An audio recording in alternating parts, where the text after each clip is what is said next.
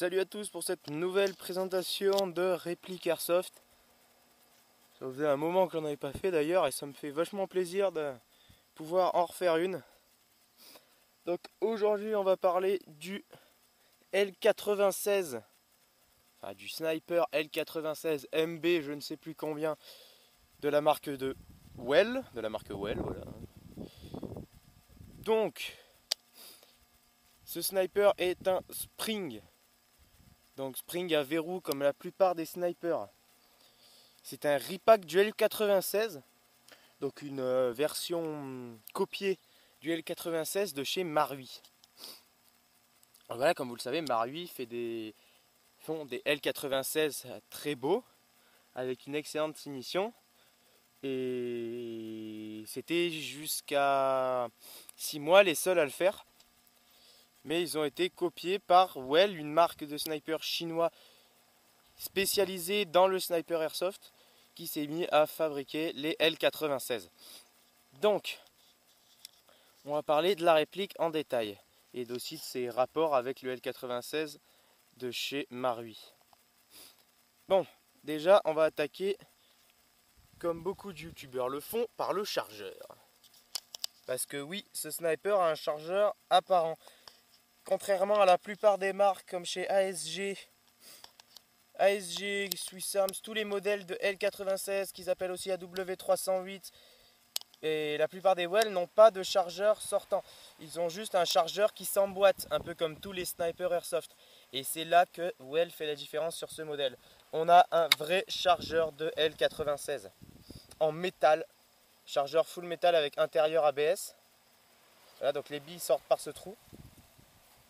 Alors un chargeur, comme vous pouvez le voir, qui est assez imposant, d'un poids réaliste et surtout en un bon métal qui fait plaisir.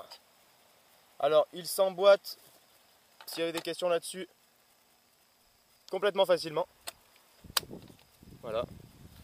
Et ce qui augmente déjà d'un cran le réalisme de la réplique. Pour parler réalisme, on a vu beaucoup des snipers répliques de la gamme AW qui sont à canon lisse, ce qui n'est pas réaliste. Les canons de L96 ont des incurvations sur le côté, 4 à chaque angle, enfin disposées également sur le canon. Donc là il y en a une à droite, une à gauche, après il y en a en dessous. Et surtout ce qui fait la différence de ce côté de ce sniper, c'est ce cache-flamme. Enfin une réplique du cache-flamme de L96 réaliste.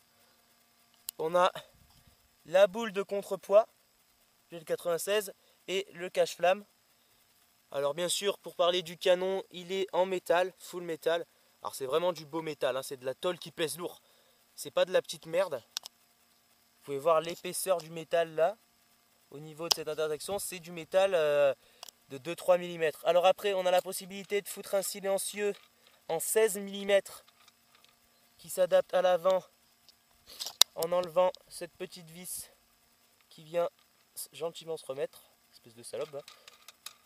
Voilà, donc qui elle est le cache-flamme très réaliste. Alors après, au niveau du réalisme, continuons sur notre lancée. On a bien entendu la crosse. Alors la crosse, là, pour faire plus réaliste, ça va être difficile. La crosse qui est entièrement réglable. Donc de par l'appui-joue, donc il faut dévisser cette vis, lever l'appui-joue, un peu comme on veut. Et après, là, je peux pas trop le faire parce que je l'ai ma prise. Après, vous revissez les vis. Ah aussi. Et après, vous pouvez monter votre appui-joue comme vous le désirez. Ce qui est assez pratique. Après, on a un pied de snipe. Le petit il est caché dans l'herbe. Mais il est là. Voilà, donc c'est un pied réglable en hauteur. Pour si vous voulez poser votre sniper, vous calez bien comme il faut en position de snipe. C'est vachement bien. Alors après, on a au niveau de l'arrière de crosse les différentes couches de plaques de crosse. Et la dernière qui est dans un caoutchouc et qui est, ma foi, assez plaisante et ergonomique. Après, au niveau des crosses, on a beaucoup de snipers L96 qui sont équipés de crosses non pliables. Alors le L96, ou pas vraiment le L96, mais plutôt le AW308, il y a des snipers de chez AW qui n'ont pas la crosse pliante. Mais le L96, de toutes les répliques qui soient, a une crosse pliante. Donc attendez, je vous pose la caméra pour vous montrer ça. Sinon ça va être difficile. Voilà. Donc voilà, donc cette crosse est pliante. En appuyant sur le dodion si présent. Et après, elle vient se fixer. Là, on entend un petit clic, elle est fixée. Bon après là, le pied, il est plus pratique, le pied. La réplique, elle tient plus. Mais voilà, vous pouvez la plier pour le transport ou pour en partie. Bon après, le sniper, ça se joue pas à crosse pliée, pas se mentir. Mais c'est déjà bien. Alors après, pour ceux qui auraient des a priori sur la solidité. Donc la solidité de la crosse pliante. Donc déjà la crosse pliante, il faut bien voir cette pièce, elle est en acier. Et elle est vraiment épaisse, hein. C'est un mastodonte cette pièce, elle dépasse de l'autre côté comme sur le vrai. C'est vraiment, là vous pouvez voir à ce niveau-là l'épaisseur du métal. Là il y a 5 mm de métal, c'est vraiment costaud, ça ne bougera pas. Ça va peut-être à la limite prendre un jeu, mais ça ne bouge, ça cassera pas ce machin, c'est vraiment épais. Et après là vous avez, au niveau de l'intersection, vous pouvez avoir une petite tige qui traverse et qui vient un peu sécuriser la crosse. Au niveau de la détente et de la sécurité se trouve ici. Donc ceci est la sécurité. Là il n'est pas en sécurité. Là il est en sécurité. Voilà, je l'ai viré. Alors la détente, bon, ma foi, détente sympa. Elle est vraiment molle. Elle est vraiment bien. Elle ne force pas du tout au tir. Au tir vous n'avez aucune pression. Ça va claquer tout seul. Alors après au niveau du réarmement. Donc c'est un spring, vous levez, vous tirez. Oh, attendez.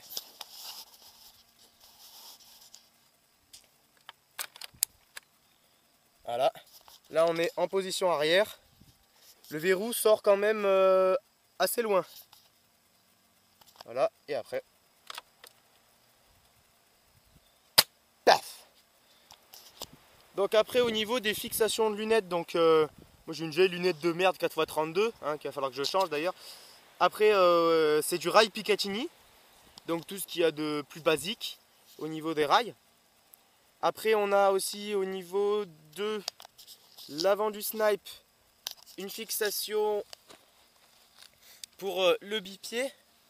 Donc le bipied il va se rentrer, c'est une tige qui va rentrer à l'intérieur du sniper. Donc là à ce niveau là vous avez un trou et ça se rentre à l'intérieur du snipe et c'est ça qui va le fixer. Pas de rail Picatinny à l'avant, c'est bien dommage, mais le réalisme l'a voulu, le L96 d'origine n'ayant pas de rail Picatinny à l'avant.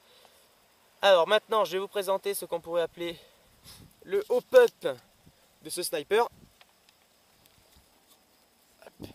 Alors le hop-up de ce sniper il se trouve à l'avant.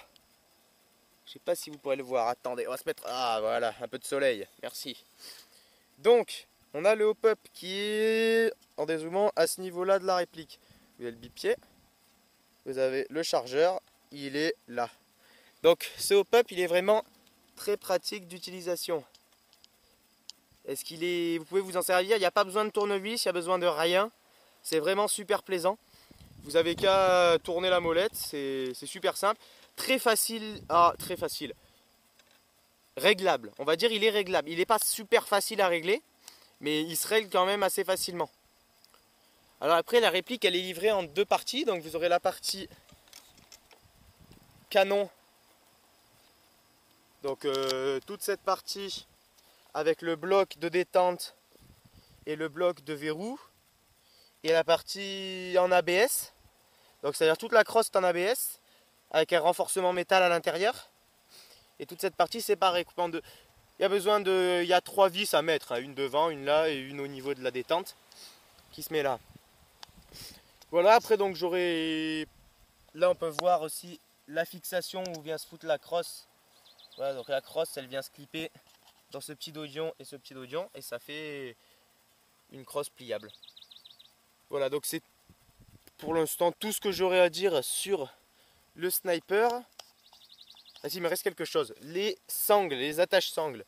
Donc vous avez un attache sangle de ce côté, le même de l'autre côté.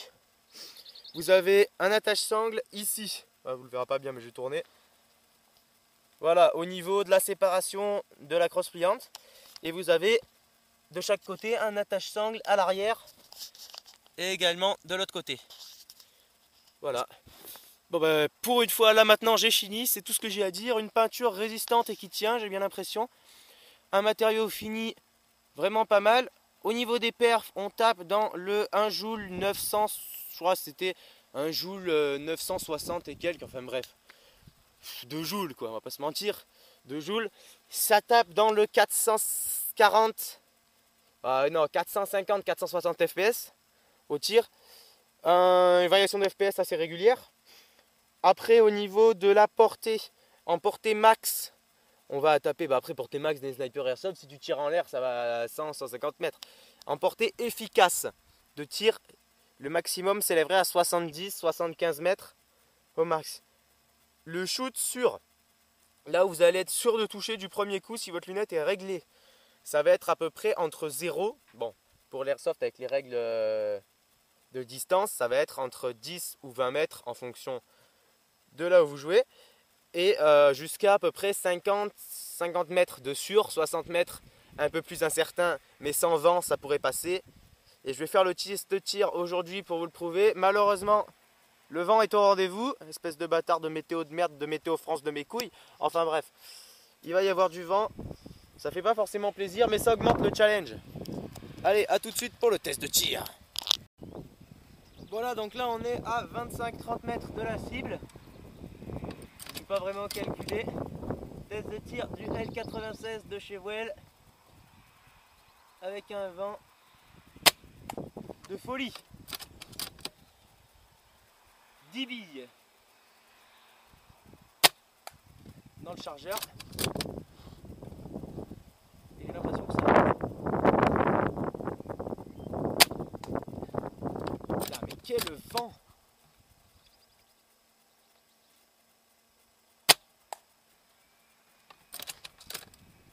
Je suis plutôt content parce que pour l'instant ça touche.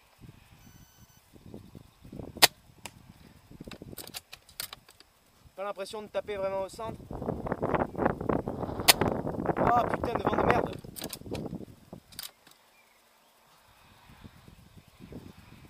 Allez, une petite accalmie, s'il vous plaît, pour la vidéo. Voilà, c'est parti.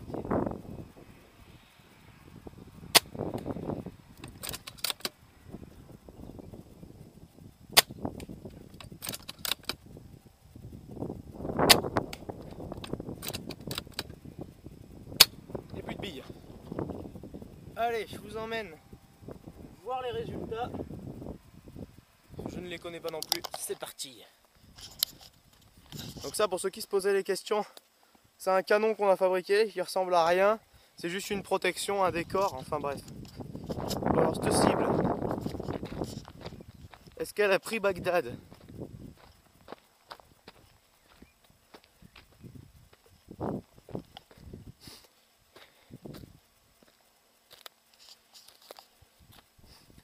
Alors on peut voir qu'il y a pas mal de shots placés pas très loin du centre. Donc là on peut en compter 1, 2, 3, 4, 5, 6, 7, 8. Le 9e. Donc on a 9 tirs sur 10 qui sont portés à la cible. À 30 mètres avec du vent. Faut pas se mentir, ça souffle.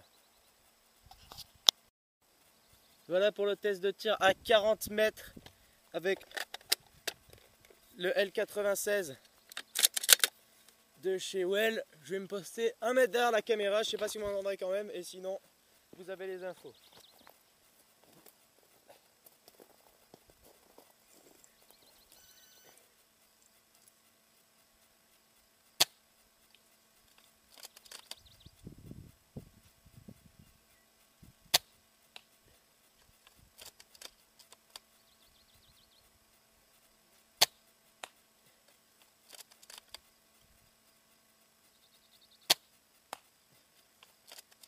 Ça touche.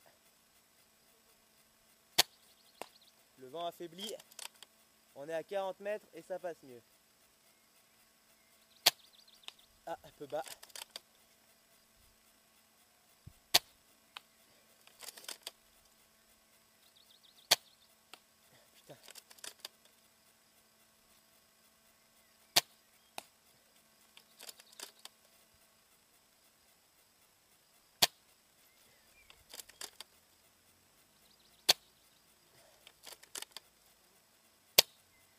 voir les résultats du tir. Plutôt bonne série. On a tiré 10 billes. La cible a une taille à peu près de tête humaine. On va dire à peu près. Bon, c'est une grosse tête. C'est une grosse tête avec un casque, mais c'est une tête. Voilà, on va se rapprocher. Vous avez les notions de distance. Donc voilà, à 40 mètres, ça reste correct à 40 mètres. J'ai bien l'impression qu'on a fait quelque chose de pas trop dégueulasse.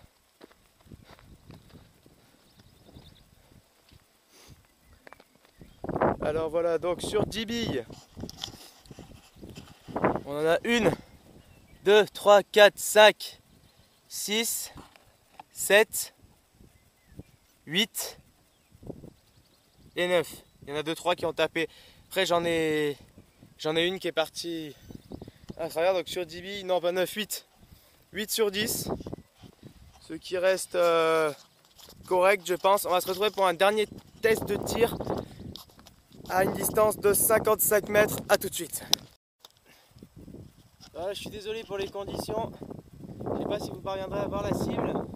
On se trouve à peu près 55-60 mètres de la cible. La cible qui est à carton posé en bas. Donc là je vais effectuer quelques tirs parce que là le temps est vraiment dégueulasse. Je verrai à vous refaire à cette distance une vidéo pour vous refaire un gameplay à cette distance sans vent. Et là c'est chaud. Chaud le night. Ah là j'ai touché. Voilà, donc je vais tirer quelques billes, je vais en faire une vingtaine, ça ne sera pas précis.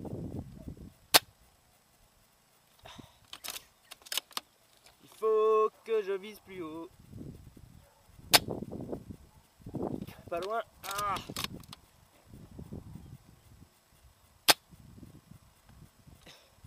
J'ai touché. Alors on est à court de billes. On n'avait pas mis beaucoup.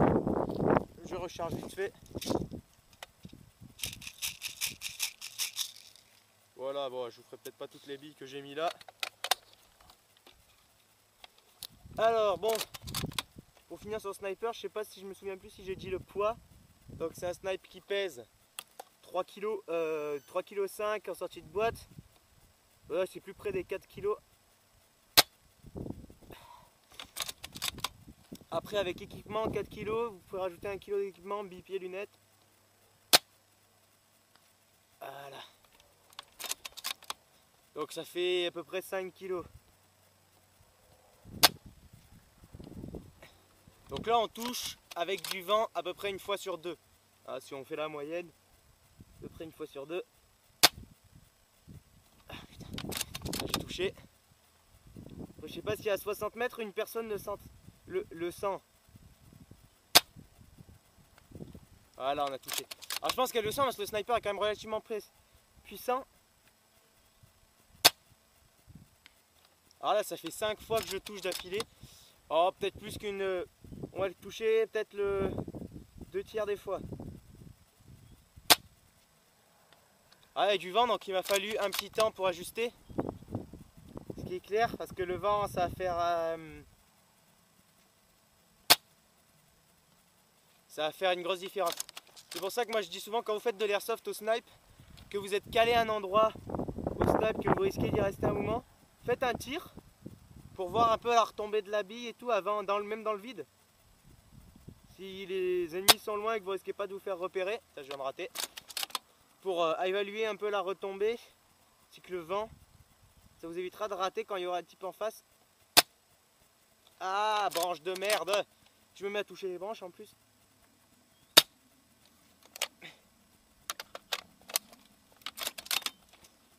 Après au niveau du sniper, le verrou coulisse. Hein. Oh ça touche, c'est beau quand ça touche. La portée elle est belle. Alors la portée elle est vraiment énorme. Et là le hop-up il est pas à fond.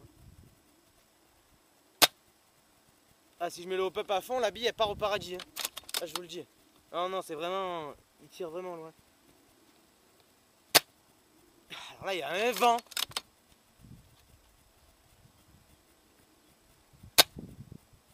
Ah là je touche. Alors je touche relativement haut sur la cible. Ah mon mal de dos qui se réveille. Comme les petits vieux, c'est moi qui vous le dis. Allez. Ah, j'étais dessus, elle a dévié au dernier moment. Le reload peut être assez rapide.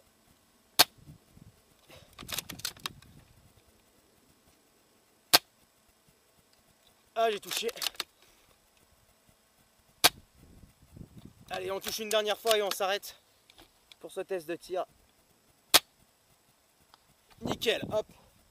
Bam, je vais vous amener pour vous montrer un peu à quoi réfèrent les distances. Donc là, on est à 60 mètres. Donc on a une distance sur laquelle vous pouvez tirer en vous en repérer. À 60 mètres, les AEG n'ont aucune chance de toucher. Et c'est là que commence le vrai travail du sniper. Vous êtes à des distances de sniper quand les autres répliques de type standard, c'est-à-dire les AEG, type fusil d'assaut, ne peuvent plus vous toucher. C'est là que vous pouvez réellement commencer à avoir des grosses distances. Au sniper airsoft, au sniper en général. Donc voilà. Et c'est là qu'est l'utilité du sniper en termes de support. De tirer de loin, empêcher les ennemis de trop bouger. C'est vraiment là qu'on reconnaît le travail du sniper. Donc voilà, donc là vous avez pu un peu avoir un aperçu de la distance à laquelle on tirait. Allez, donc j'ai pas tiré tout à fait une vingtaine de billes. Et là on peut déjà voir les incurvations. Donc vous en avez là, là, là, là, là, là, là. Donc on est déjà à 7, 8, 9, 10 et 11 en bas du carton. Et 12, il y en a une qui a tapé là-haut. 13, une qui a tapé là. Si, j'ai dû en tirer une vingtaine après. Une 14e qui a tapé là. En tout, on doit être à 15 sur 20. Retenez ce chiffre, hein, ça doit être à peu près ça. Je l'avais déjà testé en étant hors vidéo. À une distance de 60 mètres avec du vent ou sans vent, vous êtes à peu près à 15 sur 20, sans vent un peu plus. Bon bah je vous dis ciao à tous pour une nouvelle vidéo, même si celle-là sera sûrement un peu longue. Et à une prochaine.